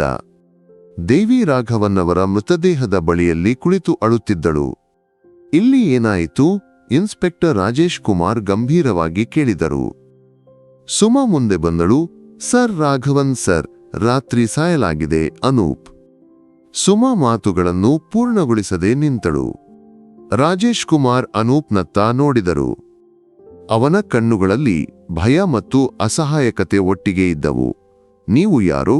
ಇಲ್ಲಿ ಏನಾಯಿತು? ಅನೂಪ್ ತಲೆ ಎತ್ತಿ ನೋಡಿದ. ಅವನ ಧ್ವನಿ ತಡವರಿತು. ನಾನು ಅನೂಪ್ ರಾಘವನ್ ಅವರ ಮಗ. ಅಪ್ಪ ಸಾಯಲಾಗಿದ್ದಾರೆ. ಹೇಗೆ ಸಾಯಲಾಗಿದ್ದಾರೆ? ರಾಜೇಶ್ ಕುಮಾರ್ ಕೇಳಿದರು. ಅನೂಪ್ ಒಂದು ಕ್ಷಣ ಹಿಂಜರಿದ. ಆನಂತರ ಅವನು ಎಲ್ಲವನ್ನೂ ತೆರೆದು ಹೇಳಿದ. ತಂದೆಯ ನೋವು, ಅವರ ಯಾಚನೆ, ತಾನು ಮಾಡಿದ ಕೆಲಸ. ಅವನ ಧ್ವನಿ ತಡವರಿತು. ಅವನ ಕಣ್ಣುಗಳಿಂದ ಕಣ್ಣೀರು ಧಾರಾಕಾರವಾಗಿ ಹರಿಯಿತು.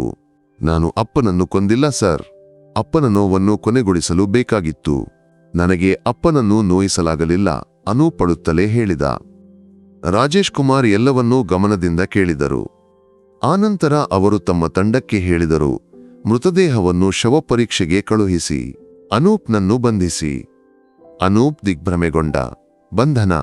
ಅವನು ತಂದೆಯ ಮೇಲಿನ ಪ್ರೀತಿಯಿಂದ ಮಾಡಿದ್ದಲ್ಲವೇ? ಅವನು ಕೊಲೆಗಾರನೇ? ದೇವಿ ಕೂಗಿಕೊಂಡು ಅನೂಪ್ನ ಬಳಿಗೆ ಓಡಿದಳು. ಮಗನೇ, ನನ್ನ ಮಗನನ್ನು ಕೊಂಡೊಯ್ಯಬೇಡಿ. ಪೊಲೀಸರು ಅನೂಪ್ನ ಕೈಗೆ ಕೈಕೋಳ ತೊಡಿಸಿದರು. ಅನೂಪ್ ಒಂದು ಕ್ಷಣ ತಾಯಿಯನ್ನು ನೋಡಿದ. ಅವನ ಕಣ್ಣುಗಳಲ್ಲಿ ಒಂದು ರೀತಿಯ ಅಸಹಾಯಕತೆ ಕಾಣುತ್ತಿತ್ತು. ಅವನು ನಿಧಾನವಾಗಿ ಪೊಲೀಸರೊಂದಿಗೆ ಹೊರಗೆ ನಡೆದ. ಗ್ರಾಮದ ಜನರು ಅವನನ್ನು ಆಶ್ಚರ್ಯದಿಂದಲೂ ಭಯದಿಂದಲೂ ನೋಡುತ್ತಿದ್ದರು. ಕಾವೇರಿಪುರದ ಆ ಮನೆಯಲ್ಲಿ ಒಂದು ಹೊಸ ದುರಂತ ಆರಂಭವಾಗುತ್ತಿತ್ತು. ಕಾವೇರಿಪುರದ ಆ ಶಾಂತವಾದ ಬೆಳಗಿನ ವೇಳೆ ಒಂದು ಆಘಾತದೊಂದಿಗೆ ಎಚ್ಚರಗೊಂಡಿತು. ರಾಘವನ್ ಅವರ ಸಾವು, ಮಗ ಅನೂಪ್ನ ಬಂಧನ, ಸುದ್ದಿಯು ಕಾಡ್ಗಿಚ್ಚಿನಂತೆ ಹರಡಿತು.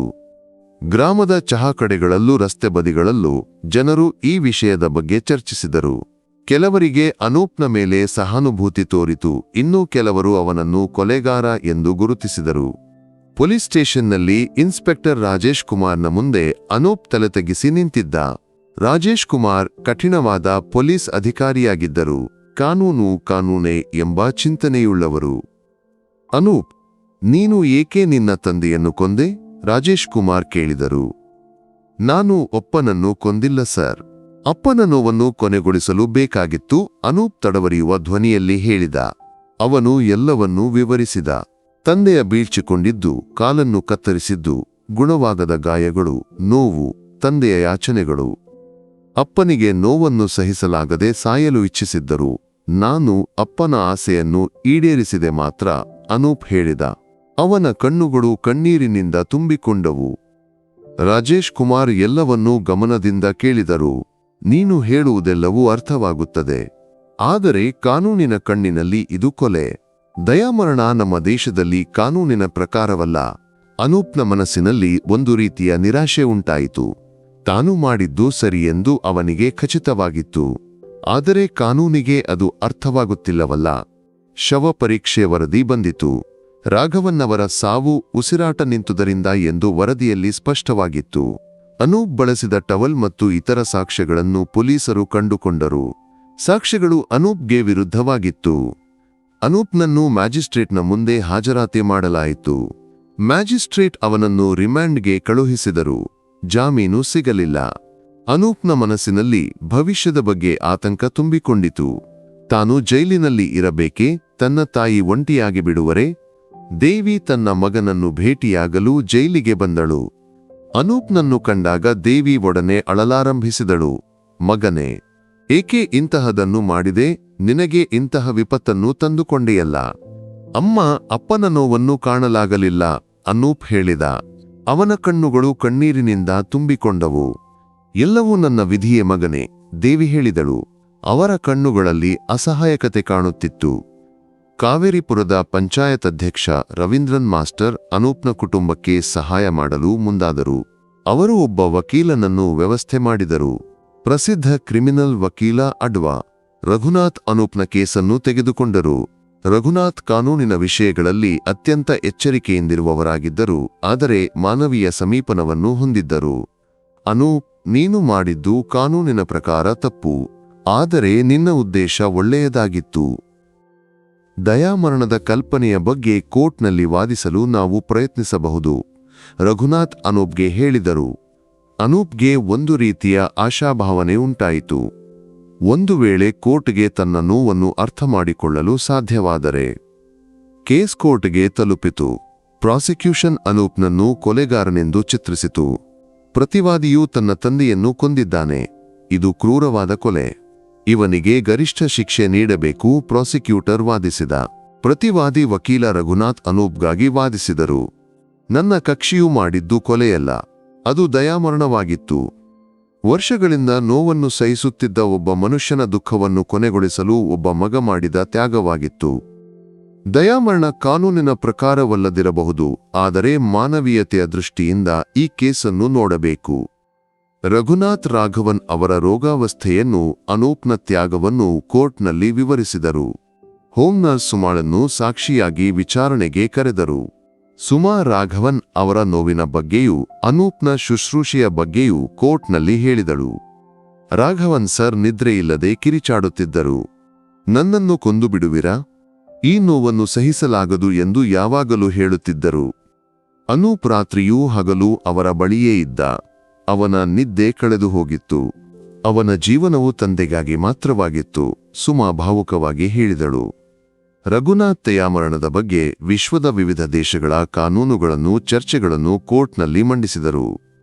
ಮನುಷ್ಯನ ನೋವಿಗೆ ಒಂದು ಮಿತಿಯಿದೆ. ಆ ನೋವನ್ನು ಸಹಿಸಲಾಗದೆ ಸಾಯಲು ಇಚ್ಛಿಸುವ ವ್ಯಕ್ತಿಗೆ ಶಾಂತಿಯುತವಾದ ಸಾವನ್ನು ನೀಡುವುದು ತಪ್ಪೇ? ಕಾನೂನು ಮನುಷ್ಯನಿಗಾಗಿಯೇ ಅಲ್ಲವೇ? ರಘುನಾಥ್ ಕೇಳಿದರು. ಅನೂಪ್ ಕೋರ್ಟ್ನಲ್ಲಿ ಅಸಹಾಯಕನಾಗಿ ನಿಂತಿದ್ದ. ಅವನ ಕಣ್ಣುಗಳು ಕೋರ್ಟ್ನ ಜನರ ಮೇಲೆ ತಿರುಗಾಡಿದವು. ಕೆಲವರ ಕಣ್ಣುಗಳಲ್ಲಿ ಸಹಾನುಭೂತಿ ಕಂಡಿತು, ಇನ್ನೂ ಕೆಲವರ ಕಣ್ಣುಗಳಲ್ಲಿ ತೀರ್ಪಿನ ಭಾವ. ತನ್ನ ನಂಬಿಕೆಯನ್ನು ಕೋರ್ಟ್ಗೆ ಅರ್ಥಮಾಡಿಕೊಳ್ಳಲಾಗುತ್ತಿಲ್ಲವೆಂಬ ಚಿಂತೆ ಅವನನ್ನು ಕಾಡಿತು. ಕಾವೇರಿಪುರ ಕೊಲೆ ಕೇಸ್ ರಾಜ್ಯಾದ್ಯಂತ ಗಮನ ಸೆಳೆಯಿತು. ಪತ್ರಿಕೆಗಳು, ಚಾನೆಲ್ಗಳು ಈ ಕೇಸಿನ ಬಗ್ಗೆ ವಿವರವಾದ ವರದಿಗಳನ್ನು ನೀಡಿದವು. ದಯಾಮರಣದ ವಿಷಯದ ಬಗ್ಗೆ ಸಮಾಜದಲ್ಲಿ ಚರ್ಚೆಗಳು ಸಕ್ರಿಯವಾದವು. ಅನೂಪ್ಗೆ ಬೆಂಬಲವಾಗಿಯೂ ವಿರೋಧವಾಗಿಯೂ ಜನರು ಮಾತನಾಡಿದರು. ಕೋರ್ಟ್ನಲ್ಲಿ ವಾದ ಪ್ರತಿವಾದಗಳು ತೀವ್ರವಾದವು. ಪ್ರಾಸಿಕ್ಯೂಷನ್ ಅಡ್ವಾ ಪ್ರಕಾಶ್ ಅನೂಪ್ನನ್ನು ಕ್ರೂರ ಕೊಲೆಗಾರನೆಂದು ಚಿತ್ರಿಸಿದರು. ಪ್ರತಿವಾದಿಯು ತನ್ನ ತಂದೆಯನ್ನು ಕುತ್ತಿಗೆ ಹಿಂಡಿ ಕೊಂದಿದ್ದಾನೆ, ಇದು ಯೋಜಿತ ಕೊಲೆ. ದಯಾಮರಣ ಎಂಬ ಪದ ಈ ಕೇಸಿನಲ್ಲಿ ಕೇವಲ ಮರೆಮಾಚುವಿಕೆ. ಕಾನೂನು ತನ್ನ ಕೆಲಸ ಮಾಡಬೇಕು, ಪ್ರಕಾಶ್ ವಾದಿಸಿದರು. ಪ್ರಕಾಶ್ ಶವಪರೀಕ್ಷೆ ವರದಿಯನ್ನು ಕೋರ್ಟ್ನಲ್ಲಿ ಸಲ್ಲಿಸಿದರು. ರಾಘವನ್ ಅವರ ಕುತ್ತಿಗೆಯಲ್ಲಿ ಟವಲ್ನಿಂದ ಒತ್ತಿದ ಗುರುತುಗಳು ಮತ್ತು ಉಸಿರಾಟ ನಿಂತು ಸಾಯಲಾಗಿದ್ದು ಎಂಬ ಸಾಕ್ಷ್ಯಗಳನ್ನು ಚೂಂಡಿಕಾಟಿದರು. ಅನೂಪ್ ಬಳಸಿದ ಟವಲ್ನು ಸಾಕ್ಷ್ಯವಾಗಿ ಒಡ್ಡಿದರು. ಈ ಟವಲ್ ಪ್ರತಿವಾದಿಯ ಕೃತ್ಯಕ್ಕೆ ಸಾಕ್ಷಿಯಾಗಿದೆ, ಪ್ರಕಾಶ್ ಹೇಳಿದರು. ಪ್ರತಿವಾದಿ ವಕೀಲ ರಘುನಾಥ್ ಅನೂಪ್ಗಾಗಿ ಶಕ್ತಿಯಿಂದ ವಾದಿಸಿದರು. ನನ್ನ ಕಕ್ಷಿಯು ಮಾಡಿದ್ದು ಕೊಲೆಯಲ್ಲ, ಅದು ದಯಾಮರಣವಾಗಿತ್ತು. ವರ್ಷಗಳಿಂದ ನೋವನ್ನು ಸಹಿಸುತ್ತಿದ್ದ ಒಬ್ಬ ಮನುಷ್ಯನ ದುಃಖವನ್ನು ಕೊನೆಗೊಳಿಸಲು ಒಬ್ಬ ಮಗ ಮಾಡಿದ ತ್ಯಾಗವಾಗಿತ್ತು. ದಯಾಮರಣ ನಮ್ಮ ದೇಶದಲ್ಲಿ ಕಾನೂನಿನ ಪ್ರಕಾರವಲ್ಲದಿರಬಹುದು, ಆದರೆ ಮಾನವೀಯತೆಯ ದೃಷ್ಟಿಯಿಂದ ಈ ಕೇಸನ್ನು ನೋಡಬೇಕು. ರಘುನಾಥ್ ರಾಘವನ್ ಅವರ ರೋಗಾವಸ್ಥೆಯ ಬಗ್ಗೆ ವಿವರವಾಗಿ ಹೇಳಿದರು. ರಾಘವನ್ ಅವರ ನೋವು, ಅವರ ಅಸಹಾಯಕತೆ, ಮಗನಿಗೆ ಮಾಡಿದ ಯಾಚನೆಗಳನ್ನು ಕೋರ್ಟ್ನಲ್ಲಿ ಮಂಡಿಸಿದರು. ಹೋಮ್ ನರ್ಸ್ ಸುಮಾಳನ್ನು ಮತ್ತೆ ಸಾಕ್ಷಿಯಾಗಿ ವಿಚಾರಣೆಗೆ ಕರೆದರು. ಸುಮಾ ರಾಘವನ್ ಅವರ ನೋವಿನ ಬಗ್ಗೆಯೂ ಅನೂಪ್ನ ತ್ಯಾಗದ ಬಗ್ಗೆಯೂ ಕೋರ್ಟ್ನಲ್ಲಿ ಹೇಳಿದಳು. ರಾಘವನ್ ಸರ್ ನಿದ್ರೆಯಿಲ್ಲದೆ ಕಿರಿಚಾಡುತ್ತಿದ್ದರು. ನನ್ನನ್ನು ಕೊಂದು ಬಿಡುವಿರಾ? ಈ ನೋವನ್ನು ಸಹಿಸಲಾಗದು ಎಂದು ಯಾವಾಗಲೂ ಹೇಳುತ್ತಿದ್ದರು. ಅನೂಪ್ ರಾತ್ರಿಯೂ ಹಗಲು ಅವರ ಬಳಿಯೇ ಇದ್ದ. ಅವನ ನಿದ್ದೆ ಕಳೆದು ಹೋಗಿತ್ತು. ಅವನ ಜೀವನವು ತಂದೆಗಾಗಿ ಮಾತ್ರವಾಗಿತ್ತು, ಸುಮಾ ಭಾವುಕವಾಗಿ ಹೇಳಿದಳು. ರಘುನಾಥ್ ದಯಾಮರಣದ ಬಗ್ಗೆ ವಿಶ್ವದ ವಿವಿಧ ದೇಶಗಳ ಕಾನೂನುಗಳನ್ನು, ಚರ್ಚೆಗಳನ್ನು ಕೋರ್ಟ್ನಲ್ಲಿ ಮಂಡಿಸಿದರು. ಮನುಷ್ಯನ ನೋವಿಗೆ ಒಂದು ಮಿತಿಯಿದೆ. ಆ ನೋವನ್ನು ಸಹಿಸಲಾಗದೆ ಸಾಯಲು ಇಚ್ಛಿಸುವ ವ್ಯಕ್ತಿಗೆ ಶಾಂತಿಯುತವಾದ ಸಾವನ್ನು ನೀಡುವುದು ತಪ್ಪೇ? ಕಾನೂನು ಮನುಷ್ಯನಿಗಾಗಿಯೇ ಅಲ್ಲವೇ? ರಘುನಾಥ್ ಕೇಳಿದರು. ಅನೂಪ್ ಕೋರ್ಟ್ನಲ್ಲಿ ಅಸಹಾಯಕನಾಗಿ ನಿಂತಿದ್ದ. ಅವನ ಕಣ್ಣುಗಳು ಕೋರ್ಟ್ನ ಜನರ ಮೇಲೆ ತಿರುಗಾಡಿದವು. ಕೆಲವರ ಕಣ್ಣುಗಳಲ್ಲಿ ಸಹಾನುಭೂತಿ ಕಂಡಿತು, ಇನ್ನೂ ಕೆಲವರ ಕಣ್ಣುಗಳಲ್ಲಿ ತೀರ್ಪಿನ ಭಾವ. ತನ್ನ ನಂಬಿಕೆಯನ್ನು ಕೋರ್ಟ್ಗೆ ಅರ್ಥಮಾಡಿಕೊಳ್ಳಲಾಗುತ್ತಿಲ್ಲವೆಂಬ ಚಿಂತೆ ಅವನನ್ನು ಕಾಡಿತು. ಸಾಮಾಜಿಕ ಕಾರ್ಯಕರ್ತರು ಮತ್ತು ಮಾಧ್ಯಮಗಾರರು ಕೋರ್ಟ್ನಲ್ಲಿ ಜಮಾಯಿಸಿದರು.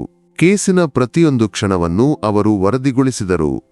ದಯಾಮರಣವನ್ನು ಕಾನೂನಿನ ಮಾಡಬೇಕೆ ಎಂಬ ಬಗ್ಗೆ ಸಾರ್ವಜನಿಕ ಸಮಾಜದಲ್ಲಿ ದೊಡ್ಡ ಚರ್ಚೆಗಳು ನಡೆದವು. ಕೆಲವರು ಅನೂಪ್ಗೆ ಬೆಂಬಲಿಸಿದರು, ಇನ್ನೂ ಕೆಲವರು ಅವನನ್ನು ಕೊಲೆಗಾರನೆಂದು ಕಂಡರು. ಅನೂಪ್ನ ತಾಯಿ ದೇವಿ ಕೋರ್ಟ್ನಲ್ಲಿ ಮಗನನ್ನು ನೋಡಿ ಕಣ್ಣೀರು ಸುರಿಸಿದಳು. ಅವರ ಕಣ್ಣುಗಳಲ್ಲಿ ಅಸಹಾಯಕತೆಯೂ ನೋವು ಕಾಣುತ್ತಿತ್ತು. ಪ್ರಾಸಿಕ್ಯೂಷನ್ ಮತ್ತೆ ವಾದಿಸಿತು. ಕಾನೂನು ಕಾನೂನೇ, ದಯಾಮರಣ ಕಾನೂನಿನ ಪ್ರಕಾರವಲ್ಲದಿದ್ದರೆ ಅದು ಕೊಲೆಯೇ. ಪ್ರತಿವಾದಿಗೆ ಗರಿಷ್ಠ ಶಿಕ್ಷೆ ನೀಡಬೇಕು. ಇದು ಸಮಾಜಕ್ಕೆ ಒಂದು ಪಾಠವಾಗಬೇಕು. ರಘುನಾಥ್ ಕೊನೆಯದಾಗಿ ವಾದಿಸಿದರು. ನನ್ನ ಕಕ್ಷಿಯು ಮಾಡಿದ್ದು ಪ್ರೀತಿಯ ಆಧಾರದ ಮೇಲೆ. ಒಬ್ಬ ಮಗ ತನ್ನ ತಂದೆಯ ಮೇಲಿನ ಪ್ರೀತಿಯಿಂದ ಮಾಡಿದ ತ್ಯಾಗವಾಗಿತ್ತು. ಈ ಕೇಸ್ ಒಬ್ಬ ವ್ಯಕ್ತಿಯ ಕೇಸ್ ಮಾತ್ರವಲ್ಲ, ಇದು ಮಾನವೀಯತೆಯ ಬಗ್ಗೆ ಒಂದು ಪ್ರಶ್ನೆ. ಗೌರವಾನ್ವಿತ ಕೋರ್ಟ್, ಈ ಕೇಸನ್ನು ಮಾನವೀಯ ದೃಷ್ಟಿಕೋನದಿಂದ ನೋಡಬೇಕೆಂದು ನಾನು ವಿನಂತಿಸುತ್ತೇನೆ. ಕೋರ್ಟ್ನಲ್ಲಿ ಒಂದು ರೀತಿಯ ಮೌನ ತುಂಬಿತ್ತು. ಎಲ್ಲರೂ ಕುತೂಹಲದಿಂದ ತೀರ್ಪನ್ನು ಕಾಯುತ್ತಿದ್ದರು. ಅನೂಪ್ನ ಹೃದಯ ತೀವ್ರವಾಗಿ ಬಡಿಯಿತು. ಅವನ ಜೀವನವು ಈ ತೀರ್ಪಿನ ಮೇಲೆ ಅವಲಂಬಿತವಾಗಿತ್ತು. ಕೋರ್ಟ್ನಲ್ಲಿ ಒಂದು ರೀತಿಯ ಮೌನ ತುಂಬಿತ್ತು. ಎಲ್ಲರೂ ಕುತೂಹಲದಿಂದ ತೀರ್ಪನ್ನು ಕಾಯುತ್ತಿದ್ದರು. ಅನೂಪ್ನ ಹೃದಯ ತೀವ್ರವಾಗಿ ಬಡಿಯಿತು.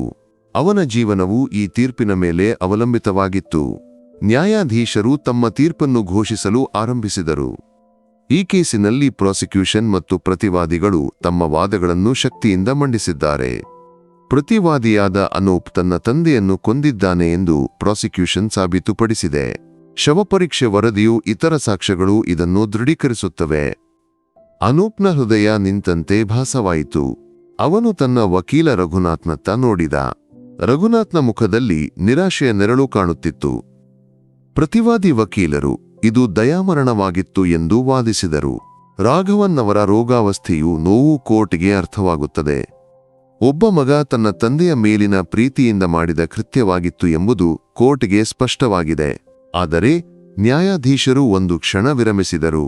ಕೋರ್ಟ್ನಲ್ಲಿ ಕಿರಿಯ ಶಬ್ದವಾದರೂ ಕೇಳಬಹುದಿತ್ತು. ನಮ್ಮ ದೇಶದಲ್ಲಿ ದಯಾಮರಣ ಕಾನೂನಿನ ಪ್ರಕಾರವಲ್ಲ. ಕಾನೂನು ಕಾನೂನೇ. ಕಾನೂನಿನ ಮುಂದೆ ಎಲ್ಲರೂ ಸಮಾನರು. ಒಬ್ಬ ವ್ಯಕ್ತಿಯ ಜೀವವನ್ನು ತೆಗೆಯಲು ಬೇರೊಬ್ಬರಿಗೆ ಅಧಿಕಾರವಿಲ್ಲ, ಅದು ಎಷ್ಟೇ ದೊಡ್ಡ ಪ್ರೀತಿಯ ಆಧಾರದ ಮೇಲಿರಲಿ. ಅನೂಪ್ನ ಕಣ್ಣುಗಳು ಕಣ್ಣೀರಿನಿಂದ ತುಂಬಿಕೊಂಡವು. ಅವನ ಆಶಾಭಾವನೆಗಳು ಒಡೆದಿತು.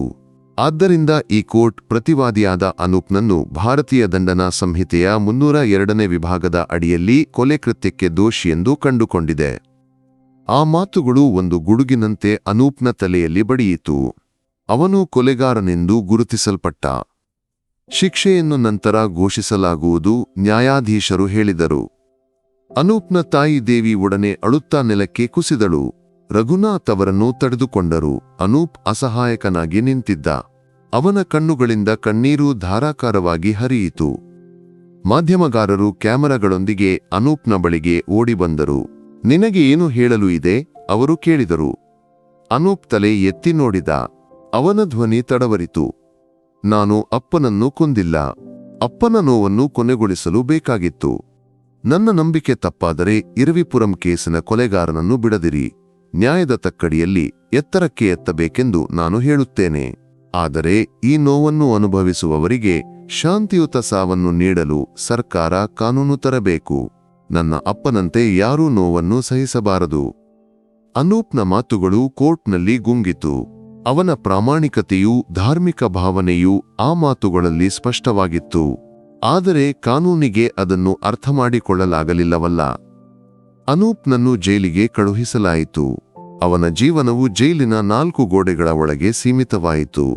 ಅವನ ಮನಸ್ಸಿನಲ್ಲಿ ತಂದೆಯ ಮುಖವು ಮೂಡಿಬಂದಿತು. ತಾನು ಮಾಡಿದ್ದು ಸರಿಯೇ ತಪ್ಪೇ ಎಂಬ ಪ್ರಶ್ನೆ ಅವನನ್ನು ಕಾಡಿತು. ತೀರ್ಪಿನ ನಂತರ ಅನೂಪ್ನ ಜೀವನವು ಜೈಲಿನ 4 ಗೋಡೆಗಳ ಒಳಗೆ ಸೀಮಿತವಾಯಿತು. ಅವನ ಲೋಕವು ಚಿಕ್ಕದಾಯಿತು. ಹೊರಗಿನ ಲೋಕದೊಂದಿಗೆ ಅವನಿಗೆ ಸಂಪರ್ಕವಿಲ್ಲದಾಯಿತು. ಜೈಲಿನ ಮೊದಲ ದಿನಗಳು ಅವನಿಗೆ ತುಂಬಾ ಕಠಿಣವಾಗಿದ್ದವು. ಪ್ರತಿಯೊಂದು ಕ್ಷಣವೂ ತಂದೆಯ ಜ್ಞಾಪಕಗಳು ಅವನನ್ನು ಕಾಡಿದವು. ತಾನು ಕೊಲೆಗಾರನೆಂದು ಗುರುತಿಸಲ್ಪಟ್ಟೆ ಎಂಬ ಚಿಂತೆ ಅವನನ್ನು ಬಾಧಿಸಿತು. ಜೈಲಿನಲ್ಲಿ ಅವನು ಹಲವಾರು ರೀತಿಯ ಮನುಷ್ಯರನ್ನು ಭೇಟಿಯಾದ. ಕೊಲೆಗಾರರು, ಕಳ್ಳರು, ಇತರ ಕೃತ್ಯಗಾರರು. ಅವರೊಂದಿಗೆ ಮಾತನಾಡಿದಾಗ ಅನೂಪ್ಗೆ ಒಂದು ವಿಷಯ ತಿಳಿಯಿತು.